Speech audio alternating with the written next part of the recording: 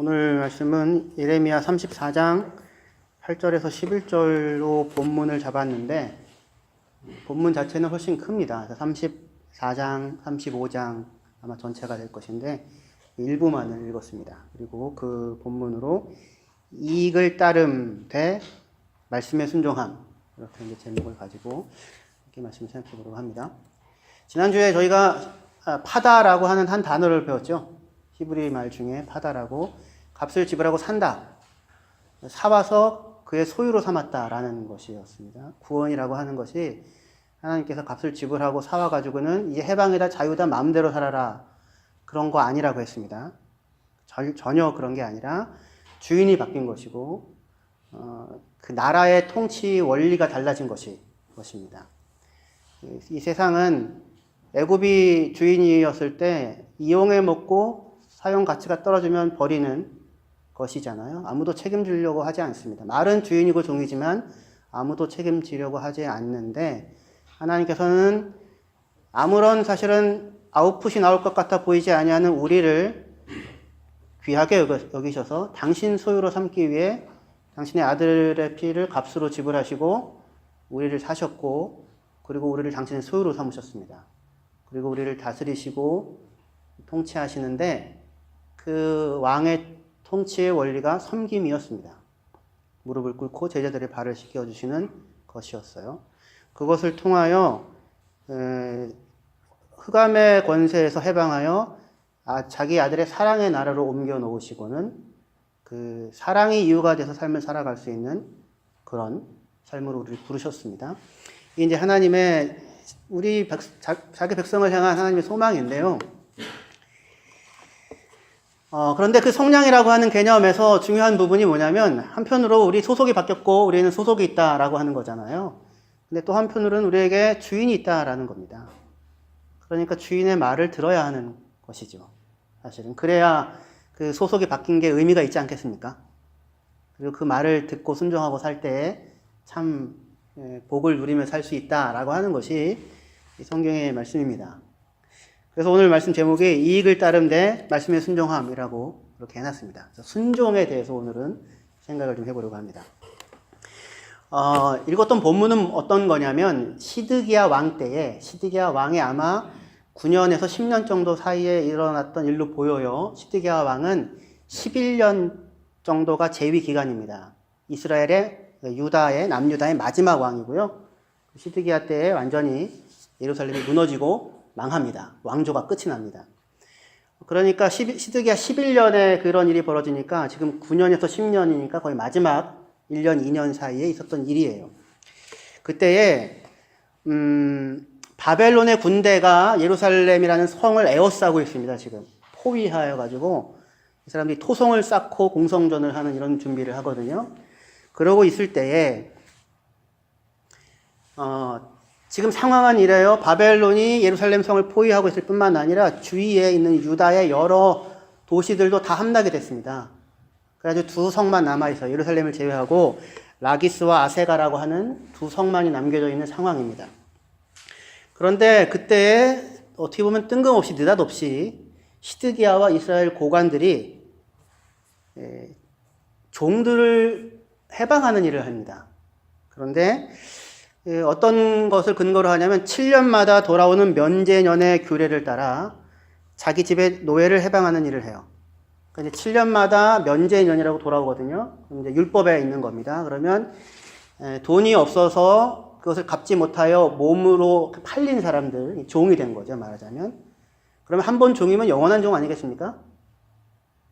그렇지 않겠어요? 근데 이스라엘은 율법에 형제들에 대하여서 그렇게 종으로 팔려왔더라도 7년째가 되면 다 해방해라, 다시 자유를 주어라, 이런 이제 법이 있습니다. 그런데 이 시드기야와 이스라엘 고관이 그 바벨론이 예루살렘을 에워싸고 있는 이런 위기의 상황이잖아요. 그때 정말 뜬금없이 느닷없이 면제년의 규례를 따라 종들을 해방합니다. 여호와의 성전에서 여호와 하나님 앞에서 의식을 치릅니다. 송아지를 반을 갈라서 쪼개놓고는 그 사이를 모든 정치, 종교 지도자들과 유다에 있는 백성들이 그 사이를 지나가는 의식을 행합니다. 얘기는 뭐냐면 이 언약, 약속을 지키지 않으면 이 소처럼 쪼개져도 된다라는 그런 살벌한 맹세를 담은 언약을 합니다. 그리고는 종들을 풀어줍니다. 그런데 우리 아까 본문에도 읽었지만 그런데 얼마 지나지 않아서 몇 개월? 한 6개월? 얼마 지나지 않아서 이 사람들이 다시 풀어줬던 종들을 다시 되찾아옵니다. 그래가지고 다시 자기 종으로 삼아요. 아, 참나, 이런. 찾아와, 다시 종으로 삼을 거였으면 왜 풀어줬겠는가? 이런 사실은 생각이 들지 않겠습니까? 그래서 다시 지금 종으로 삼는 일을 하는 이 사람들에 대해 하나님은 예레미야를 통하여서 너희가 여호와의 성전에서 내 앞에서 언약을 체결했는데 그것을 어기고는 자유를 주었던 자를 다시 되찾아와서 그들을 종으로 삼았으니 내가 칼과 기근과 전염병에게 자유를 주겠다. 그래서 너희를 치게 할 것이다. 그렇게 말씀을 하고 있습니다. 도대체 이 사람들은 왜 이런 일을 행했을까요? 의문입니다. 우리의 물음. 왜 느닷없이 뜬금없이 종들을 해방했으며 면제년 규례를 들먹이면서 그리고는 또 얼마 안 지나서 또 왜 도로 되찾아왔는가? 다시 종으로 되찾아올 일이었으면 왜 해방했는가? 라고 하는 생각을 하게 되는 거죠. 이스라엘 사람들이 종들을 풀어주었던 이유는 무엇이었을까요? 바벨론의 그 포위 앞에서 정신을 차렸을까요? 우리가 하나님 앞에 돌아가서 회개하고 각각 자기의 길을 바르게 하고 하나님 앞에 정직하게 살자라고 하는 그런 결심을 가지고 그 중에 하나 면제년의 규례를 따라 우리가 종들을 해방하자 이렇게 했었을까요? 그래 보이지 않습니다. 왜냐하면 그랬다면 그렇게 얼마 지나지 않아서 바로 행동을 바꾸지는 않았을 것 아니겠습니까? 본인들 스스로 언약식을 거행하면서 면제년 규례를 따라 종들을 여호와의 성전에서 풀어줄 때에는 아마 우리가 하나님께로 돌아가자라는 마음을 가졌을지 모르겠습니다. 우리가 하나님 앞에 우리의 돌이켜 사실은 우리 조상들 중에 아무도 이 대로 지켜 산 조상들이 없었는데 우리가 어떻게 보면 처음으로 면제년의 규례를 따라 종을 해방하는 이런 말씀을 듣고 순종하는 그런 행동을 하는 것이니까 그 행동을 하면서 혹시 하나님께서 우리에게 대하여 내리고자 하시는 재앙을 혹시 거두어 드리지는 않을까 이런 기대를 가졌을지도 모르겠습니다. 그런데 사실은 그들의 속은 그렇게 복잡하지가 않아 보입니다. 그들이 종들을 풀어줬던 것은 그것이 자기들에게 이익이 된다라고 여겼기 때문으로 보여집니다. 하나님에 대한 신실한 반응이나 순종의 반응으로 보여지지 않아요. 왜냐하면 아까도 말씀드렸지만 그랬다면 다시 금방 되찾아오는 일을 하지 않지 않았겠습니까? 더군다나 하나님 앞에 여호와의 성전 앞에서 이렇게 정식으로 언약을 체결하는 의식을 행한 거잖아요. 그러니까 여호와의 이름으로 맹세를 했을 것입니다. 그런데 그렇게 맹세를 해놓고는 금방 안면을 바꾸어가지고 해방했던 노예 종들을 다시 되찾아오는 거니까 이런 행동 속에서 이스라엘 하나님은 이스라엘 사람들에게 아무 의미가 없는 사실은 그런 대상이 되는 거죠. 전혀 하나님을 두려워하는 부분이 없었던 겁니다. 그럼에도 불구하고 이 사람들이 왜 애초에 종들을 해방하는 일을 과연 왜 했겠는가 묻게 되죠. 그리고 그 이유는 아마도 그것이 자기들에게 이익이 된다라고 판단했기 때문으로 보여집니다. 왜냐하면 지금 이제 바벨론이 예루살렘을 포위하고 있지 않습니까? 그러면은 성 내에 어떤 사정이 좋지 않겠어요? 식량 사정이 좋지 않고 물 수급이 어렵겠죠. 1차적으로. 그리고 나서 성을 포위하고 있으니 성 밖으로 나갈 수 있는 출입이 자연스럽지 않겠죠. 불가능해지겠죠. 그런데 밭이나 농토는 어디에 있겠습니까? 성 안에 있겠습니까? 성 밖에 있겠습니까? 성 밖에 있겠죠. 그러니까 사실은 성 밖으로 자신의 종들을 보내서 농사를 짓게 하고 추수하게 할 수 있는 상황이 아닌 겁니다. 먹을 거는 떨어지고 물도 떨어지고 종들 데리고 있어도 아무 유익이 없는 상황인 거죠. 그리고 먹을 거 떨어지고 물 떨어지는데 종들 많이 데리고 있으면 누구 먹여 살려야 돼요? 종들도 먹여 살려야 되는 상황 아니겠습니까? 그러니까 이 사람들이 차라리 종을 내보내는 것이 이익이다라고 생각할 수 있는 그런 상황이었던 겁니다. 그런데 놀라운 건 그런 거예요. 사실은 되게 뻔한 이익을 따라서 행동하는 일이잖아요. 그럼에도 불구하고 그냥 내보내는 것이 아니라 그것을 성전에서 율법 준수라고 하는 이름으로 행하고 있다라는 사실입니다. 이익을 쫓는데 그것을 마치 하나님의 말씀에 순종하는 행위인 것처럼 포장을 하고 있는 거예요. 인간은 참 대단합니다. 그러면서 뭔가 하나님에게서부터 뭔가 반대급부를 혹시라도 얻을 수 있지 않을까라는 기대를 하고 있기도 한 거죠. 그러던 그들이, 그런데 그렇게 풀어줬던 그들이, 또는 의식을 행하면서 풀어줬던 그들이 몇 개월이 지나지 않아서, 짧으면 3개월 아니면 한 6개월 정도 지나지 않아서 다시 풀어줬던 종들을 되찾아와서 종으로 삼는 일이 벌어집니다. 왜 그랬을까요? 이유는 상황이 달라졌기 때문입니다. 어떤 상황이 달라졌냐면 바벨론 군대가 포위를 풀고 예루살렘을 떠나갔습니다. 그러니까 하나님께 순종했더니 상황이 좋아졌더라. 그렇게 혹시 생각할 수 있을지도 모르겠죠? 그러면은 그것이 맞다고 생각하면 끝까지 그걸 지켜내야 되잖아요. 왜 지금 바벨론 군대가 예루살렘 포위를 풀고 떠나갔냐면 이집트 군대가 바벨론이 예루살렘을 포위하고 있다, 곧 떨어질지도 모른다라고 하는 소식을 듣고는 출병을 합니다. 그래서 이집트 군대가 바벨론과 싸우기 위해서 올라와요. 올라온다는 소식을 바벨론 군대가 듣습니다. 그러니까 누구를 맞아 싸우는 게 먼저입니까? 이집트 군대와 싸우는 게 먼저잖아요. 그래가지고 포위를 풀고 이집트 군사가 올라오는 골목쯤에 진을 치고 전열을 정비하고 있는 상황입니다. 그게 이제 몇 개월 정도 아마 됐을 거예요. 그러니까 지금 다시 어떤 상황이 됐어요? 성 밖으로 출입이 가능해지는, 자유로워진 상황이 된 겁니다. 그러니까 다시 누가 쓸모가 있어지는 상황입니까? 종이 쓸모가 있어지는 상황이 된 겁니다. 그리고 기대를 할 수 있죠. 무슨 기대요? 어쩌면 이집트가 바벨론을 이겨줄지도 모른다. 그 생각이 들자 뭐가 밀려오겠습니까? 후회가 밀려오죠. 미쳤구나. 우리가 미쳤구나. 종들을 다 풀어주다니. 그래서 다시금 종들을 붙잡아서 자기 종으로 삼는 일이 벌어졌습니다. 이게 지금 이스라엘의 모습이에요. 순종의 모습인 것처럼 보입니다. 그렇게 옷을 입고 행동하잖아요. 그 면제년을 따라서 행한다고. 그런데 실은 순종이 아니라 계산에 의한 이익이 되는 쪽으로 움직이는 것에 불과했습니다.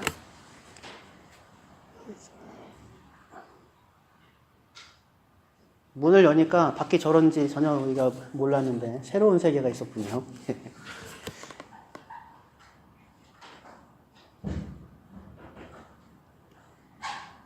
그 설교하다가 나중에 이 부분을 사용할 수 있을지 모르겠는데요. 지금 이익이 되는 쪽으로 사람이 움직이는 거죠. 지금 이 사람들이. 사람이 움직이는 행동을 하고, 그러니까 사람의 동기가 이익을 따라 움직인다. 첫 번째죠. 나쁜 겁니까? 당연한 겁니까? 당연한 거 아니겠습니까? 또 하나는 관계 때문에 움직인다. 그렇죠. 이익이 되든 안 되든 간에 그 사람이라면 내가 해야 돼. 이런 거 있잖아요. 또 하나는 원칙 때문에 움직인다. 이익이 되느냐 관계와 상관없이 서로 그 사람과 관계가 끊어진다고 해도 이 원칙은 내가 포기할 수 없다. 그런 거 있지 않겠습니까? 보통 사람이 행동하는 동기들은 그럴 겁니다. 여러분들은 그런데 주로 뭡니까? 이익을 따라 움직인다, 관계를 따라 움직인다, 원칙을 따라 움직인다. 우리는 그런데 무엇을 따라 움직입니까? 기독교인들은요? 하나님과의 관계를 따라 움직인다. 하나님의 말씀을 따라 움직인다. 하나님께 순종한다. 그게 우리의 원리입니다. 그죠? 우리들의 원리입니다. 이익을 따라서도 아니고, 다만 인간적인 관계를 따라서도 아니고, 내가 나름으로 정해놓은 원리나 자존심을 따라서 움직이는 것도 아니고, 하나님이 무엇을 기뻐하시고, 하나님께서 무엇을 말씀하시는가, 내게 무엇이라고 명령하시는가, 라고 하는 것이 우리가 결정하고 선택하여 행동하는 동기, 이유가 되어야 할 것입니다. 그러나 대부분의 경우 사람들은 자기에게 이익이 된다고 여기는 쪽으로 움직여 가게 됩니다. 분명히요. 그렇죠? 종을 풀어주는 것이 사실 그때에는 어떤 의미에서는 손해를 감수하는 것으로 보일 수 있잖아요. 분명히. 상황이 어떻게 될지 모를 수 있으니까. 하지만 그럼에도 불구하고 주판화를 튕겨보면 그게 결국 이익이다라는 결론에 도달했기 때문에 이 사람들은 행동을 하여 종들을 풀어줬던 겁니다. 그런데 그것을 하나님 앞으로 갖고 와서 말씀에 대한 순종인 것처럼 포장을 했지만 실상 그들의 동기는 그게 아니라 이익을 따라 움직여 갔던 거죠. 그리고 그게 다행히도 하나님 말씀과 엮기에 아주 좋은 상황이었던 겁니다. 또 사람은 당장은 이익이 되어지지 않더라도 당장은 손해로 보이더라도 그 위기를 감수하고 그 기회 비용을 지불하면 이후에 더 큰 이익을 얻을 수 있다라고 하는 것이 눈에 보이면 얼마든지 손해를 감수할 수 있습니다. 하지만 그것은 이익을 따라 움직이지 않은 것이 아니라 사실은 더 큰 이익을 내다보고 움직여가는 것이 될 것입니다. 하나님은 그런데 자기 백성을 향하여서 그냥 이렇게 얘기합니다. 너희는 내 말을 듣고 내 말에 순종하라고. 아주 단순하게 말씀합니다. 그리고 그 말씀에 순종하는 것이 복이며 복을 누릴 수 있는 방법이고 길이라고, 유일한 길이라고 그렇게 말씀을 하고 있어요. 그런데 문제는 이겁니다. 말씀에 대한 순종이 자기의 계산으로는 도저히 이익이 날 것 같아 보이지 않는 경우들이 많다는 것입니다. 7년마다 면제년을 선포하여서 빚을 못 갚아서 팔려온 자들을 풀어주는 일은 지금 히드기야 때 행했는데 정말 놀라운 일이죠. 아마도 이스라엘 역사 전체에 없었을 겁니다. 이런 대규모로 이런 집단적으로 일어나는 일은. 근데 지금 마지막 사실 어떤 의미에서 행해진 최초로 행해진 그 일도 사실은 순종의 모습은 아니었잖아요. 이익을 따라서 했던 것에 불과했죠. 근데 이제 말씀에 대한 순종이라고 하는 것이 자기의 계산으로는 도저히 이익이 날 것 같아 보이지 않는 거죠. 7년마다 면제년을 선포하여 종들을 해방하고 7년마다 안식년을 선포해서 땅과 사람에게 쉼을 주고 50년째 희년을 선포하여서 그 자기에게 빚을 못 갚은 사람의 땅을 자기가 이제 소유권을 얻게 되면, 사용권을 얻게 되는데, 50년 희년이 되면 땅 본래 주인에게 돌려주어라. 라고 하는 게 하나님 말씀이거든요. 그런 일은 그냥 손해죠. 이게 무슨 이익이 될 것 같아 보이지 않지 않습니까? 이익을 산출할 것 같아 보이지 않는 일일 뿐입니다. 일로 보여집니다. 그것으로는 이익이 날 것 같아 보이지 않는 것에 대한 순종을 요구하는 것처럼 보여집니다. 하나님은 지금 예레미야를 통하여 끊임없이 반복적으로 하나의 명령을 하고 있는데, 하나의 명령에 순종하라고 얘기하고 있는데 뭐냐면, 물론 내게로 돌이켜라예요. 내게로 돌이켜라. 너의 악한 길을 떠나 내게로 돌이켜라예요. 물론. 그런데 지금 이 상황에서 하나님께 돌이키는 구체적인 순종의 모습은 무엇이냐면 바벨론 왕의 멍에를 메고 그를 섬겨라 라고 하는 말씀이었어요. 너희는 바벨론 왕의 멍에를 메고 그를 섬겨라. 순종하면 살 것이고 그렇지 않으면 칼과 기근과 전염병에 망하고 말 것이다. 그리고 그 순종 가운데 분명히 삶의 길이 열릴 것이다. 내가 약속한다. 이렇게 하나님 말씀하십니다. 그 속에서 이스라엘은 그 불안 속에서 끊임없이 하나님께 묻기도 하고 우리를 위하여 기도해 달라고 예레미야에게 요청하기도 하고 하면서 여전히 어떠한 선택이 우리에게 이익이 될 것인가를 묻고 그 길을 향하여 계속해서 가고 있는 중인 것입니다. 이러한 34장의 현재의 그 유다가 망하기 1년, 2년 전의 상황, 그러한 겉모습만의 순종, 그러나 이익을 쫓아 살아가고 있는 삶의 모습, 그런 이스라엘 사람들에게 대하여 성경은 예레미야 35장에서 진정으로 한 누군가의 말씀에 순종을 하고 살아왔던 한 족속, 레갑 족속의 순종의 모습을 이들과 전혀 다른 순종의 예로서 제시를 합니다. 35장에서 레갑 족속의 얘기가 나오는데 이때는 지금 현재 34장의 그 상황에서의 한 20년 정도 이전의 이야기입니다. 20년 정도 이전의 이야기를 바로 뒤에다 붙여가지고 지금 너희들이 겉으로 순종하는 것처럼 보이지만 사실은 이익을 따라 움직였을 뿐이다. 그런데 진정한 형태의 순종은 바로 이런 것이다 라고 보여주는 것이 35장의 레갑 족속에 대한 이야기였었습니다. 이런 얘기예요. 이런 일이 있었습니다.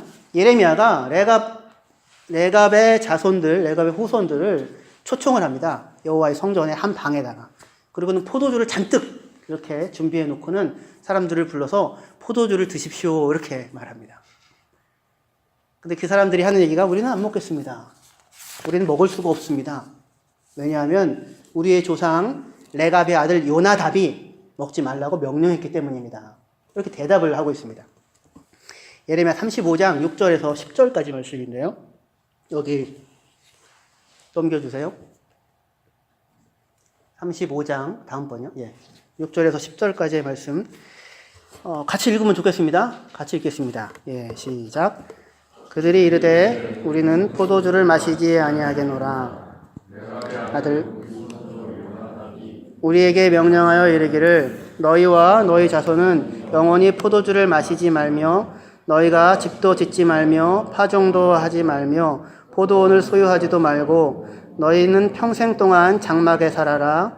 그리하면 너희가 머물러 사는 땅에서 너희 생명이 길리라 하였으므로 우리가 레갑의 아들 우리 선조 요나답이 우리에게 명령한 모든 말을 순종하여 우리와 우리 아내와 자녀가 평생 동안 포도주를 마시지 아니하며 살 집도 짓지 아니하며 포도원이나 밭이나 종자도 가지지 아니하고 장막에 살면서 우리 선조 요나답이 우리에게 명령한 대로 다 지켜 행하였노라 라고 말합니다.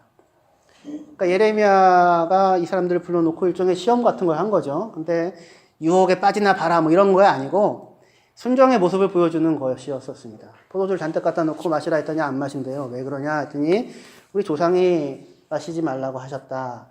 우리가 가족이 다 지켜왔다. 얼마냐면 200년 정도입니다. 200년을 지켜옵니다. 레갑의 아들이 하는 말이 레갑의 아들 요나답이 그 후손에게 했던 명령이 뭐냐면 포도주도 마시지 말고 집도 짓지 말고 파종도 하지 말고 포도원을 가꾸지도 소유하지도 말고 평생에 장막을 치고 살아라 이렇게 얘기를 하는 거예요. 요나답의 명령은 다만 술 마시지 말라 이런 말 아닙니다. 포도주 마시고 있으니 잘못이다 그 얘기가 아니고 술 마시지 말아라, 단순 소박하게 살아라, 욕심 부리지 말고 살아라, 빈손으로 왔다가 빈손으로 가는 나그네 길이니 무소유로 살아라 그런 말이 아닙니다. 그런 말이 아니라 이 말은 광야에서의 삶을 살아라 그런 말입니다.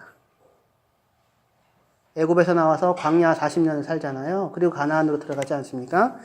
광야에서의 삶을 살아라는 말이에요. 광야는 타종할 수 없는 곳이죠. 포도원을 가질 수도 가꿀 수도 없으니 포도주를 만들 수도 없는 곳이고 먹을 수도 없는 곳이죠. 집을 지을 수도 없는 곳이죠. 장막으로 이동할 수밖에 없는 곳이죠. 그렇죠? 그러니까 지금 이 레갑이 자기 후손들에게 얘기했던 레갑의 아들 요나답이 자기 후손들에게 얘기했던 얘기는 뭐냐면 너희는 이 땅 비록 약속의 땅에 들어와서 모든 풍요의 땅에 살지만 그러나 마치 광야에서 살았던 것처럼 살아라 이런 얘기예요. 왜 그러냐면 레갑의 아들 요나답은 예후라고 하는 왕이 있어요. 그 왕이 아합이라고 하는 왕조의 적폐를 청산합니다. 아주 그냥 싸그리 몰아내는데 그때 그 예후와 함께 적폐 청산에 참여했었던 사람이 요나답이었습니다. 그러니까 요나답의 입장에서는 예후 왕조, 오므리 왕조 이 땅에서 그 풍요와 모든 것들 파종하고 포도원을 가꾸고 집을 짓고 하는 것에 모든 것이 풍성한데 그러나 하나님을 잊어버리고 바알을 쫓아서 섬기고 살아가고 있는 그러한 대상을 청산하는 일을 하면서 자기 자손들에게 명령을 한 거예요. 너희는 비록 약속의 땅에 들어와 살지만 마치 광야에서 살았던 것처럼 살아가라 라고 이야기를 하는 것입니다. 이유는 뭡니까? 일종의 알람 같은 거예요. 알람. 정신을 차리고 살아라 라고 하는. 실제로 아합의 세력을 청산하는 일을 하면서 자기 자손들에게 이 땅과 파종과 집을 짓고 사는 것과 풍성함이 너희의 풍성함의 근원인지 그게 아니라 광야에서 땅도 없고 집을 지을 수도 없고 파종할 수도 없을 때에 하나님께서 날마다 먹이시고 입히셔서 너희가 살아갔던 그분 그분이 너희 풍성함의 근원인지를 생각해보고 살아가라는 그런 살아있는 말씀으로서 말하자면 자기 자손들을 너희는 이 광야에서 살았던 사람처럼 살아가라 라고 그렇게 얘기했던 것입니다. 그러니까 모든 이스라엘 사람들이 레갑 족속의 라이프 스타일을 따라서 살아야 한다는 것만은 아니에요. 가나안 땅에 있으니까 집도 짓고 파종도 하고 포도원도 가꾸고 살아야 할 것입니다. 당연히요. 그러나 그때에 풍요와 부유한 속에서 우리를 살게 하는 것이 풍요가 아니고 하나님이고 집과 땅과 포도원과 씨앗이 아니라 여호와 하나님임을 기억하고 살라고 하는 일종의 사이렌처럼 그런 삶을 살라고 레갑 족속에게 요나답이 명령을 했습니다. 그리고 그 명령에 요나답의 후예들은 순종합니다. 200년을 한결같이 이익을 따라 움직이지 않았고 하나님의 말씀을 따라서 움직이고 살아가는 사람의 모습을 보여주고 있었던 것입니다. 순종의 자리에 서서 살아갈 때에 우리의 믿음이 드러날 것입니다. 순종의 길을 간다면 그 믿음은 참된 것일 것이고 그렇지 않다면 그 믿음은 이익을 따라 살아가는 자기의 삶을 포장하는 것에 불과할 수 있을 것입니다. 예레미야 42장, 이제 또 한참 뒤인데요. 42장의 이후에, 이 42장의 상황은 뭐냐면 이미 나라가 망했고요. 포로로 많은 사람들이 끌려갔습니다. 그런데 유다 땅에 남아있는 사람들이 있어요. 근데 유다 땅에 남아있는 사람들이 군대장관 요하난과 함께한 무리들이 예레미야에게 와서 기도를 요청합니다. 그러면서 하나님의 뜻을 구합니다. 우리가 이집트로 내려가야 하겠는가 아니면 유다 땅에 남아있어야 하겠는가. 그것이 무엇이건 그 말에 우리는 순종하겠다. 그렇게 말합니다. 10일 후에 예레미야가 기도 응답을 받고 하나님의 말씀을 전해줍니다. 유다 땅에 머물러서 살아라. 그러면 하나님께서 너희를 지키시고 너희를 도울 것이다. 너희가 복될 것이다. 약속을 줍니다. 그런데 이 사람들은 예레미야가 거짓말을 하고 있다고 하면서 예레미야의 말을 듣지 않고 이집트 땅으로 내려갑니다. 그러니까 그 이전에 이 사람들의 그럴듯한 말들을 믿음의 말로 보여지는 말들은 사실은 계산의 말이고 손익관계를 따져서 조금이라도 이득이 되어진다 여겨지는 쪽으로 움직여갈 준비를 늘 하고 있으면서 처음부터 하나님의 말씀에 순종할 생각이 없으면서도 거기에 하나님이 동조해 주기를 바라는 자리에서 믿음의 말처럼 보이는 말들을 하고 있었을 뿐입니다. 되게 복잡해집니다. 그러니까 말씀하시기만 하시면 그대로 따르겠나이다 라고 말은 했는데 속으로는 굉장히 복잡한 겁니다. 순종은 단순합니까? 아니면 복잡합니까? 사실은 되게 단순합니다. 그대로 하면 되니까요. 하나님이 말씀이라 여겨지면 거기에 순종하면 됩니다. 바벨론 왕의 멍에를 메고 섬기라고 하면 그의 멍에를 메고 섬기면 되는 것이고 이 땅에 남아있으라고 하면 남아있으면 되는 것입니다. 그런데 순종이 어렵고 복잡해지는 이유는 내가 볼 때에 그것이 내게 이득이 나는 길이 아니다라고 여겨지기 때문입니다. 그 길을 걸어가고 싶은 마음이 없기 때문입니다. 그래서 복잡해지는 겁니다. 모든 논리를 다 동원하고 모든 성경 지식을 다 동원하여서 그 길을 걸어가지 않는 나를 정당화하려고 합니다. 그러나 그러고 있는 동안에 내 마음에는 평안이 없고 쉼도 없습니다. 그러니까 순종하라 말합니다. 그러면 이제 너는 생각하지 말고 입 닥치고 시키는 대로 하기만 하라는 말이냐? 그 말이 아닙니다. 대개 순종의 요구는 내가 상상하지 못하는 도저히 이익이 나지 않을 것 같은 요구로 들려집니다. 일종의 절벽처럼 불가능한 있을 수 없는 요구처럼 느껴집니다. 그러나 그 요구를 통하여 하나님은 우리에게 질문을 던지는 겁니다. 생각해보라고. 스스로의 인생과 삶에 대해서 질문을 던져보라고. 과연 네가 정당하다고 여기는 것이 정당한 것인지, 네가 당연하다고 생각하는 것이 정말로 당연한 것인지, 네가 생명의 길이고 삶의 길이라고 생각하는 것이 정말 삶의 길인지, 네가 성공이라고 여기는 것이 진짜 성공인지 물어보라고. 그리고 답하라고. 내가 지금 얻은 모든 복과 풍요는 도대체 누구를 위한 것인지, 무엇을 위한 것인지, 이 짧은 나그네 길에서 영원히 남을 수 있는 것은 도대체 무엇인지, 무엇이 진정으로 중요한 것인지, 너에게 있어서 돈은 정말 무엇인지, 돈이 하나님이 아닌지 아니면 하나님이 하나님이신지. 그 순종의 절벽 같은 말이 우리 앞에 우리의 삶에 대하여 스스로 물으라고. 네가 갖고 있는 것이 진짜로 네가 생각하는 것처럼 그렇게 가치 있는 것이고 그것이 정말로 너를 지켜주는 것인지 아니면 하나님인지. 그 불가능할 것 같은 요구 앞에 우리로 하여금 삶에 물음을 던지게 하는 것입니다. 익숙하게 지금 늘상 살아왔던 그 삶이, 그 삶의 방식이 전부인지, 너에게 있어서 이웃은 무슨 의미가 있는지, 너에게 교회는 무엇인지, 신앙은 무엇인지 물으라고. 우리의 당연해 보이는 일상을 뒤흔들며 들어오는 물음, 삶에 전혀 새로운 전망을 열어주는 것, 그것이 순종에 대한 요구입니다. 세상을 따라 살아가는 삶이 유일한 길이고 이익을 따른 결정이 유일하게 좋은 결정이었던 그런 삶에서 믿음으로 사는 삶, 사랑으로 종로로 타는 삶, 죄인을 구원하기 위해 하나님이 십자가를 지시고 자기 피를 흘리는 삶, 소유가 아니라 공유로 살아가는 삶, 내 것 중에서 얼마를 떼어 하나님께 드릴까가 아니라 하나님이 허락하신 하나님의 것을 가지고 내가 어떻게 살아가야 마땅한가를 묻고 답하는 삶. 그 전혀 다른 삶으로의 부름이 순종의 삶으로의 부름입니다. 가나안 혼인잔치 때 포도주가 떨어져서 파국이 와야 하는 상황이에요.